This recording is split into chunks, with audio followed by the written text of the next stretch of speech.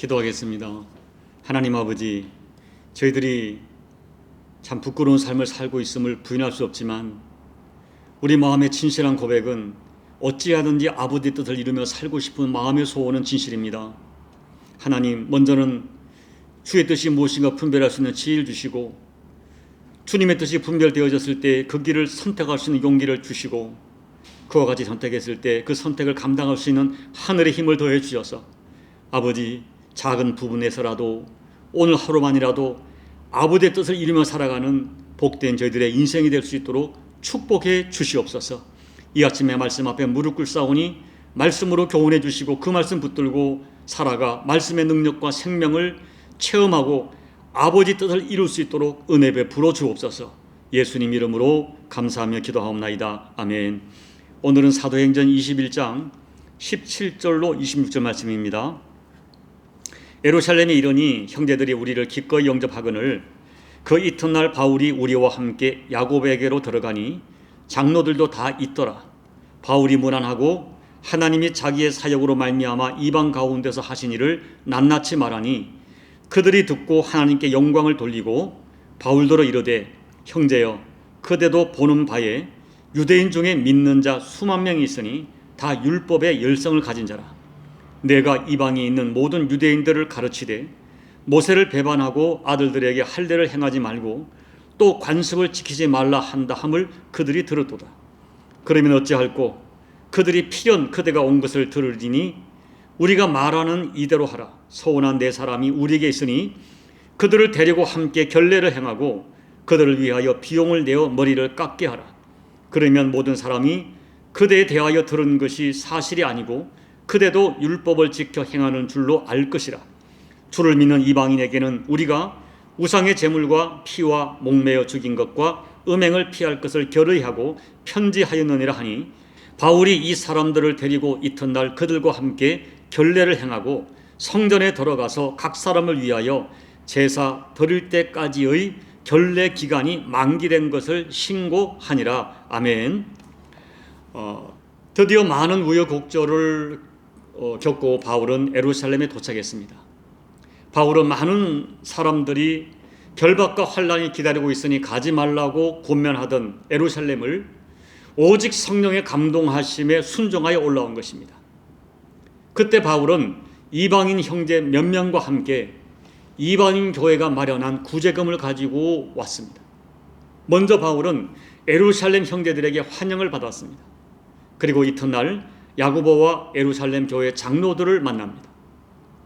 바울은 야고보와 장로들에게 그동안 하나님께서 이방인 교회에 어떻게 역사하셨는지 낱낱이 보고하니 모두가 기뻐하며 하나님께 영광을 돌렸습니다. 그런데 한 가지 문제가 있었습니다. 20절 21절을 보면 예루살렘 교회 지도자들이 큰 고민을 하고 있었던 것을 알 수 있습니다. 20절을 보면 당시의 예루살렘 교회의 유대인 신자가 수만 명이 되었습니다. 정말 놀라운 일입니다. 사도행전 8장의 대박해로 인해서 사도회에는 예수 믿는 유대인들이 다 흩어졌다고 했는데 박해 가운데서도 교회는 여전히 부흥하고 있었던 것입니다. 그런데 유대인 신자들은 예수를 믿고 구원을 받았지만 여전히 율법을 소중하게 지키고 있었습니다.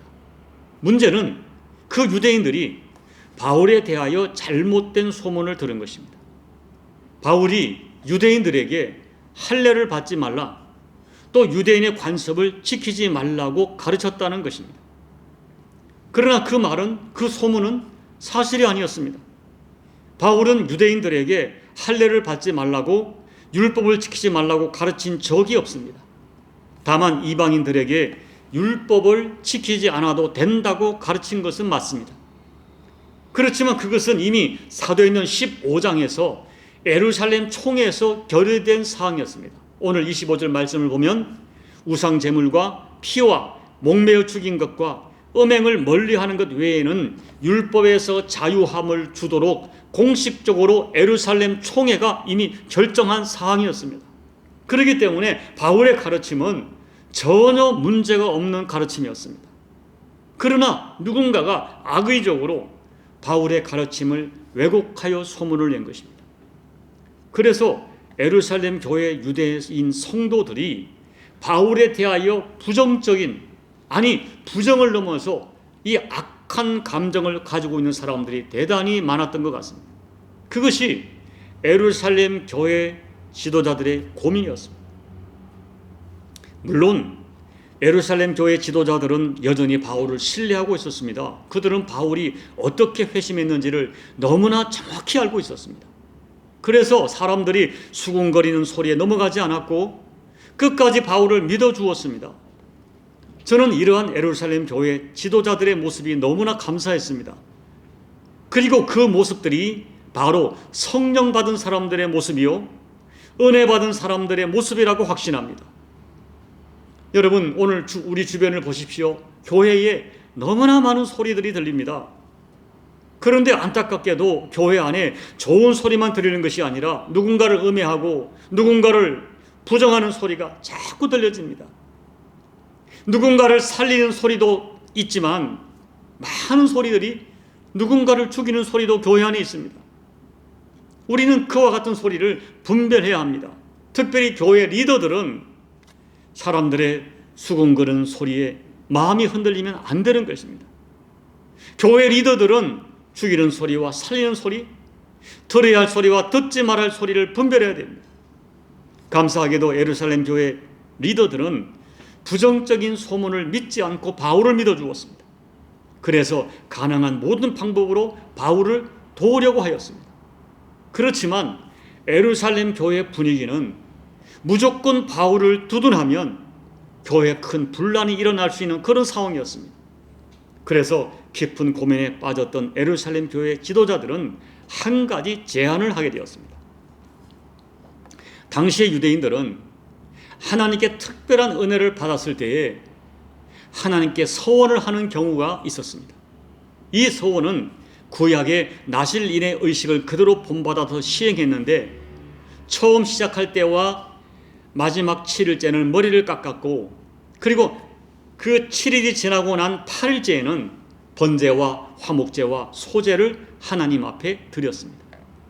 그렇지만 가난한 사람들은 서원을 했지만 비용 때문에 그들의 이 서원을 실행하지 못하는 경우가 있었습니다. 바로 그때 그 사람들의 비용을 대신 내주는 사례가 있었습니다. 그렇게 대신 비용을 지불하는 사람들은 교회에서 사람들에게 칭찬을 받았고 존경을 받았습니다. 그런데 예루살렘 교회에 그렇게 서원을 하고 비용 때문에 그 서원을 실행하지 못하는 사람이 4사람이 있다는 것입니다.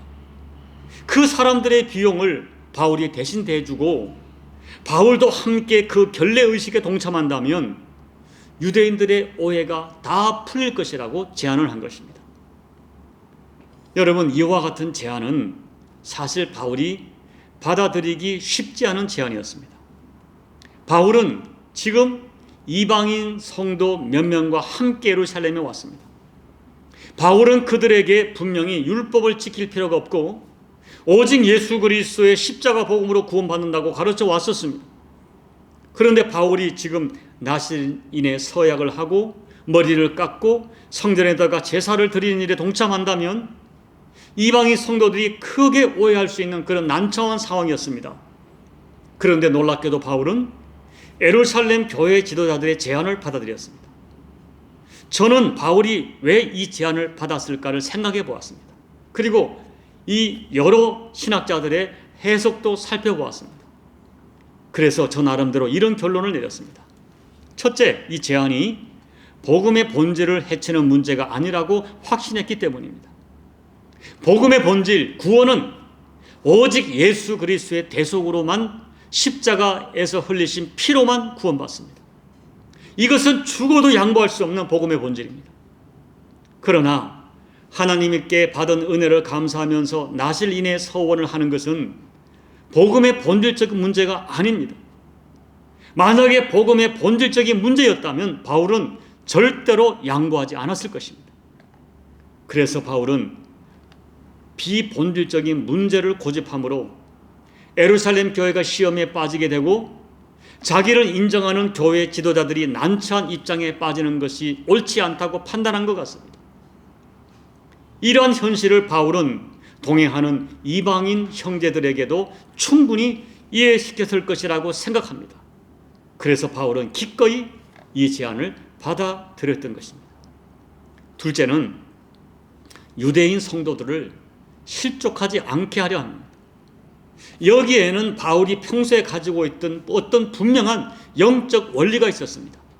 고린도전서 9장 19절 22절 말씀을 읽어드리겠습니다. 내가 모든 사람에게서 자유로우나 스스로 모든 사람에게 종이 된 것은 더 많은 사람을 얻고자 함이라. 유대인들에게는 내가 유대인들과 같이 된 것은 유대인들을 얻고자 하며 율법 아래에 있는 자들에게는 내가 율법 아래에 있지 아니하나 율법 아래에 있는 자같이 된 것은 율법 아래에 있는 자들을 얻고자 하며 율법 없는 자들에게는 내가 하나님께는 율법 없는 자가 아니요 도리어 그리스도의 율법 아래에 있는 자이나 율법 없는 자와 같이 된 것은 율법 없는 자들을 얻고자 합니다. 약한 자들에게는 내가 약한 자와 같이 된 것은 약한 자들을 얻고자 하며 내가 여러 사람에게 여러 모습이 된 것은 아무쪼록 몇 사람이라도 구원하고자 함이니. 여러분, 바울은 율법에 대하여 자유로웠습니다. 그러나 유대인들에게 대하여 유대인처럼 된 것은 유대인을 얻고자 함이라고 했습니다. 여기서 얻고자 한다는 말은 구원하기 위함이란 의미가 있고 한편으로는 실족하지 않도록 하기 위함이란 의미가 있습니다. 바울은 자기의 자유함 때문에 한 영혼이라도 실족하게 된다면 자기의 자유를 기꺼이 포기하겠다는 것입니다. 심지어 고린도전서 8장을 보면 만일 어떤 음식이 형제를 실족하게 한다면 자기는 고기를 먹을 자유함이 있지만 그 형제가 실족하지 않도록 영원히 고기를 먹지 않겠다고 선언합니다.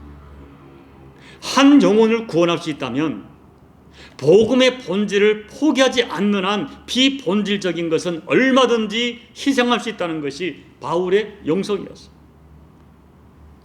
여러분, 솔직히 오늘날 많은 교회에서 일어나는 이 갈등들을 곰곰이 분석해 보면 많은 경우가 교회의 기득권층이, 심지어 교회 리더들이 자기들이 가지고 있는 비본질적인 전통이나 관습을 포기할 수 없다는 고집 때문입니다.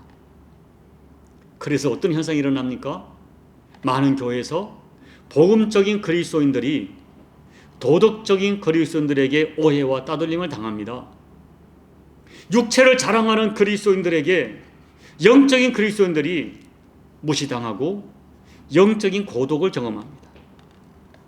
자기 고집을 꺾지 않는 편협한 기독권층 교인들에게 마음이 열려있는 그리스도인들과 초신자들이 오히려 공격을 받습니다. 그러나 여러분, 바울은 달랐어요. 유대인들이 실족하지 않도록 자기의 자유를 포기하고 머리를 깎았습니다. 만약에 유대인들의 영혼을 구원하기 위해서라면 100번이라도 머리를 깎았을 것입니다. 여러분, 이제 말씀을 정리합니다. 십자가가 무엇입니까? 십자가는 우리를 살리기 위하여 예수님께서 자신의 모든 자유를 스스로 포기하신, 당연한 권리조차 포기하신 위대한 사랑의 현장입니다.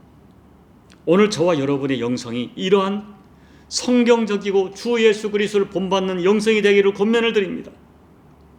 복음의 본질적인 문제가 아니라면 누군가의 영혼을 구원하기 위해서 혹은 누군가가 실족하지 않도록 돕기 위해서 나의 당연한 자유, 나의 당연한 권리조차 기꺼이 포기할 수 있고 양보할 수 있는 그런 넓은 가슴을 가진 영성이 되기를 권면을 드립니다. 우리의 거룩한 포기로 누군가를 살려내는 정말 성경적 영성으로 살아가시는 우리 모두가 되시기를 예수님 이름으로 축복합니다. 아멘. 우리 찬송가 461장을 찬양하겠습니다. 십자가를 질 수 있나 주가 물어보실 때 죽기까지 따르오리 성도 대답하였다. 우리의 심령 주의 것이니 주 주님의 형상 만드소서. 주 인도 따라 살아갈 동안 사랑과 충성 늘 바치오리다. 너는 기억하고 있나 구원받은 강도를. 그가 회개하였을 때 낙원 허락받았다. 우리의 심령 주의 것이니 주님의 형상 만드소서. 주 인도 따라 살아갈 동안 사랑과 충성 늘 바치오리다. 걱정 근심 어두운 그늘 너를 둘러 덮을 때 주께 내 영 맡기겠나. 최후 승리 믿으며 우리의 심령 주의 것이니 주님의 형상 만드소서. 주 인도 따라 살아갈 동안 사랑과 충성 늘 바치오리라. 이런 일 다 할 수 있나 주가 물어보실 때 용감한 자 바울처럼 선뜻 대답하리라. 우리의 심령 주의 것이니 주님의 형상 만드소서. 주 인도 따라 살아갈 동안 사랑과 충성 늘 바치오리다. 아멘. 하나님 아버지, 오늘 유대인들의 실족하지 않도록 자기의 자유를 기꺼이 포기했던 바울을 보면서 또한 교훈을 받습니다. 하나님 아버지, 우리도 이런 삶을 살 수 있을까요? 한 영혼을 실족하지 않기 위하여 나에게 주어진 당연한 권리도 포기할 수 있고 내 자유함도 기꺼이 포기할 수 있는 믿음이 우리의 믿음이 될 수 있을까요?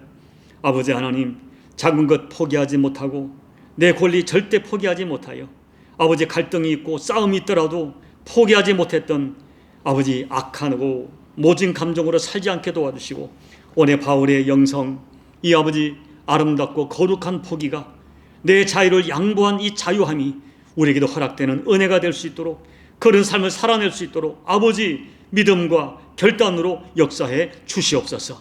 예수님 이름으로 감사하며 기도하옵나이다. 아멘. 사랑하는 여러분, 이 양보한 자유가 너무나 아름답습니다. 나의 권리, 나의 모든 자유함을 누군가를 위하여 양보할 수 있다는 것은 하나님의 마음을 갖지 않고는 할 수 없는 마음입니다. 오늘 이 마음 달라고 기도하십시오. 내 사랑하는 가족을 위하여, 남편을 위하여, 아내를 위하여, 자녀를 위하여, 부모를 위하여 하나님, 내 자유 포기하겠습니다.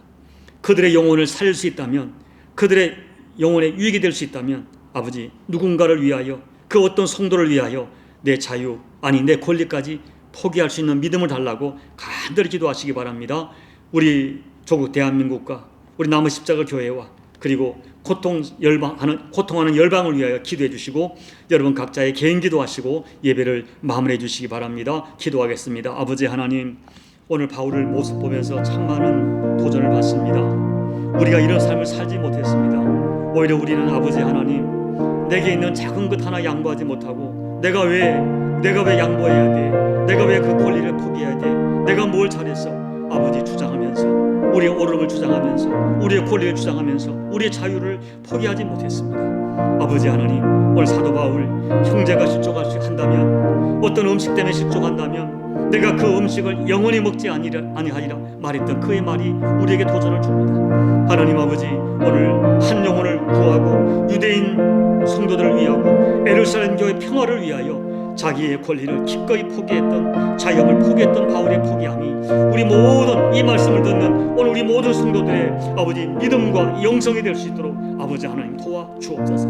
아버지, 내가 기꺼이 내 사랑하는 남편을 위해서, 아내를 위해서, 자식을 위하여, 부모를 위하여 혹시 포기해야 될 자유가 있다면 그 자유를 포기할 수 있는 저희가 되게 도와주십시오. 왜 나만 포기되느냐고 말하지 않게 도와주시오. 주님을 생각하며 나를 위하여 모든 것을 포기하셨던, 당연한 권리, 아니 하늘 보좌 영광을 포기하셨던 주님을 묵상하면서 아버지, 우리가 그 기꺼이 이 거룩한 양보, 거룩한 포기를 할 수 있는 우리 모두가 될 수 있도록 도와주옵소서.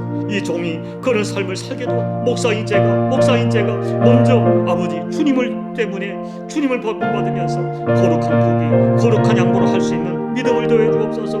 이 믿음을 더해 주옵소서. 아버지, 그런 삶을 아버지 결단하고 살아갈 수 있도록 아버지 하늘의 권능을 띠띠워 주시옵소서.